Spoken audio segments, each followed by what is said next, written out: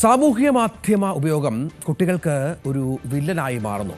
സുരക്ഷിത ഇന്റർനെറ്റ് ദിനാചരണത്തിന്റെ ഭാഗമായി പുറത്തുവന്ന ചില കണക്കുകൾ ഞെട്ടിക്കുന്നതാണ്. അജയ് സുധാ ബിജുവിന്റെ എക്സ്പ്ലെയിനർ കാണാം. ഒടുവിൽ രക്ഷകർത്താക്കളുടെ പ്രാർത്ഥന സർക്കാർ കേട്ടു. വിദ്യാർത്ഥികളിലെ ഇന്റർനെറ്റ് ഉപയോഗത്തിന് കടിഞ്ഞാണിടാൻ കേരള സർക്കാർ ആലോചിക്കുന്നുണ്ട്. വിദ്യാഭ്യാസ മന്ത്രി വി ശിവൻകുട്ടിയാണ് പത്രസമ്മേളനത്തിൽ ഇക്കാര്യം സ്ഥിരീകരിച്ചത്. ഇതിനായി ഡോക്ടർ കെ വാസുകി അധ്യക്ഷയായ 5 അംഗ സമിതിയെ നിയോഗിക്കുമെന്നും മന്ത്രി പറഞ്ഞിട്ടുണ്ട്. വർത്തമാനകാലം ഏറ്റവും അധികം ചർച്ച ചെയ്യുന്ന ഒന്നായി കുട്ടികൾക്കിടയിലെ ഡിജിറ്റൽ അഡിക്ഷൻ മാറിയിട്ടുണ്ട്.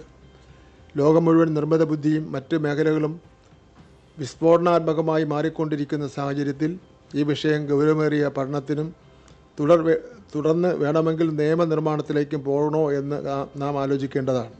വിദ്യാഭ്യാസ വകുപ്പിൽ നിരന്തരം ലഭിച്ചുകൊണ്ടിരിക്കുന്ന പരാതികളും ചില സംഭവങ്ങളും വിരൽ ചൂണ്ടുന്നത് ഈ വിഷയത്തെ ഗൗരവമായി സമീപിക്കേണ്ട സമയം അതിക്രമിച്ചിരിക്കുന്നു എന്നതാണ്. ഈ വിഷയവും കരിക്കുലം കമ്മിറ്റി ചർച്ച ചെയ്യുകയുണ്ടായി. ഈ കാര്യങ്ങളുടെ കൂടി അടിസ്ഥാനത്തിൽ പൊതുവിദ്യാഭ്യാസ സെക്രട്ടറി ഡോക്ടർ കെ വാസുകി അധ്യക്ഷയായി 5 അംഗ സമിതിയെ രൂപീകരിക്കാൻ തീരുമാനിച്ചു. ഇത് കാണുമ്പോൾ ചിലരെങ്കിലും പറയും, ഇതേ വിദ്യാഭ്യാസ വകുപ്പല്ലേ മുൻപ് ഓൺലൈൻ വിദ്യാഭ്യാസം എന്നും പറഞ്ഞ് കുട്ടികൾക്ക് സ്മാർട്ട് ഫോൺ കൊടുത്ത് വലിയ വിപ്ലവം സൃഷ്ടിച്ചതെന്ന്. അതെ, ശരിയാണ്. ഇന്നും പല അധ്യാപകരും ഹോംവർക്ക് വരെ ഓൺലൈനായിട്ടാണ് കുട്ടികൾക്ക് കൊടുക്കാറുള്ളത്. ഓരോ ക്ലാസ്സിനും പ്രത്യേകം വാട്സപ്പ് ഗ്രൂപ്പുകളും ഓൺലൈൻ വഴി എക്സ്ട്രാ ക്ലാസ്സുമെല്ലാം ഇന്ന് നടക്കുന്നുണ്ട്.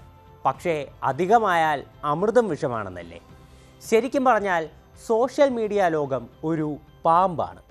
ഒരേ സമയം നമ്മളെ ചുറ്റിപ്പിണഞ്ഞ് സംരക്ഷിക്കാനും ഒറ്റക്കൊത്തിന് തീർക്കാനും അതിന് സാധിക്കും. അതിൻ്റെ നല്ല ഉപയോഗം കുട്ടികൾക്ക് ഒരുപാട് പ്രയോജനം ചെയ്യുമെങ്കിൽ ഒരു തെറ്റ് അവരുടെ ഭാവിയെ തന്നെ ബാധിച്ചേക്കാം. ചിലപ്പോൾ ആജീവനാന്തമുള്ള ട്രോമയിലേക്ക് വരെ അവരെ കൊണ്ടുചെന്നെത്തിക്കാം. സുരക്ഷിത ഇന്റർനെറ്റ് ദിനാചരണത്തിൻ്റെ ഭാഗമായി ലോക്കൽ സർക്കിൾസ് ഇന്ത്യയിലെ 302 ജില്ലകളിൽ നടത്തിയ ചില സർവേ ഫലങ്ങൾ ഇതിലേക്കാണ് വിരൽ ചൂണ്ടുന്നത്. 89,000 പേരാണ് സർവേയിൽ പങ്കെടുത്തത്. ഇതിൽ 54% പേരും തങ്ങളുടെ മക്കൾ സാമൂഹിക മാധ്യമത്തിൽ അനുചിതമായ ഉള്ളടക്കങ്ങൾ കണ്ടിട്ടുണ്ടെന്ന് സാക്ഷ്യപ്പെടുത്തുന്നു. ഇത് ഒരുപക്ഷെ പോൺ വീഡിയോകളാകാം, അല്ലെങ്കിൽ വയലൻ്റ് ദൃശ്യങ്ങളാകാം, അതുമല്ലെങ്കിൽ അസഭ്യ സംഭാഷണങ്ങളടങ്ങിയ റീലുകളോ ചാറ്റുകളോ, എന്തിന് വീഡിയോ കോൾ വരെയാകാം. ഈ സർവേയിൽ പങ്കെടുത്ത 18,264 പേരും ഒന്നിലധികം ഓപ്ഷനുകൾ തിരഞ്ഞെടുത്തിട്ടുണ്ട്.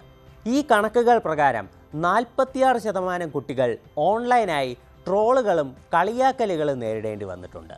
മറ്റൊരു 46% പേരുടെ ദൃശ്യങ്ങളും ഫോട്ടോകളും AI ഉപയോഗിച്ച് മോർഫ് ചെയ്യപ്പെട്ടിട്ടുണ്ട്. 39% പേർക്ക് അപരിചിതരിൽ നിന്ന് മോശം മെസ്സേജുകൾ ലഭിച്ചിട്ടുണ്ട്. 33% പേർക്ക് ഭീഷണി മെസ്സേജുകളോ ഇമെയിൽ സന്ദേശങ്ങളോ ലഭിച്ചിട്ടുണ്ട്. 26% കുട്ടികൾക്ക് ഓൺലൈൻ പറ്റിപ്പ് സംഘങ്ങളുടെ പിടിയിലകപ്പെട്ട അനുഭവമുണ്ട്. 26% പേർ മാത്രമാണ് ഇതുവരെ മറ്റ് പ്രശ്നങ്ങളൊന്നും ഉണ്ടായിട്ടില്ലെന്ന് പറഞ്ഞത്. 13% പേർ പ്രതികരിച്ചിട്ടില്ല. സർവേയിൽ പങ്കെടുത്തതിൽ 75% പേരുടെയും മക്കൾക്ക് ഇൻസ്റ്റാഗ്രാം, സ്നാപ്ചാറ്റ് തുടങ്ങിയ സാമൂഹിക മാധ്യമങ്ങൾ വഴിയാണ് മോശം അനുഭവങ്ങൾ ഉണ്ടായിട്ടുള്ളത്. 52% പേരിലും വില്ലനായത് ഓൺലൈൻ ഗെയിമിംഗ് പ്ലാറ്റ്ഫോമുകളാണ്. 42% പേർക്ക് പ്രശ്നം വാട്സപ്പ്, ടെലഗ്രാം അടക്കമുള്ള മെസ്സേജിംഗ് ആപ്പുകളാണ്. OTT പ്ലാറ്റ്ഫോമുകളാണ് കുഴപ്പക്കാരെന്ന് പറഞ്ഞ 33% പേരും ഈ ലിസ്റ്റിലുണ്ട്.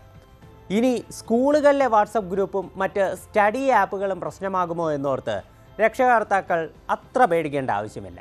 കാരണം സർവേയിൽ പങ്കെടുത്ത വെറും 4% പേർക്ക് മാത്രമേ അത്തരത്തിൽ മോശം അനുഭവങ്ങൾ ഉണ്ടായിട്ടുള്ളൂ. 17 വയസ്സുവരെയുള്ള കുട്ടികളെയാണ് ലോക്കൽ സർക്കിൾസ് സർവേയുടെ ഭാഗമായി പരിഗണിച്ചിട്ടുള്ളത്. എന്തായാലും ഈ കണക്കുകൾ ഞെട്ടിക്കുന്നതും ആശങ്കയുണ്ടാക്കുന്നതുമാണ്. സോഷ്യൽ മീഡിയ എന്നത് ഇന്ന് കുട്ടികളെ സംബന്ധിച്ച് ഒരിക്കലും ഒരു സുരക്ഷിത സ്ഥാനമല്ല. രക്ഷകർത്താക്കളുടെ കൃത്യമായ കണ്ണ് അവരിലുണ്ടാവണം.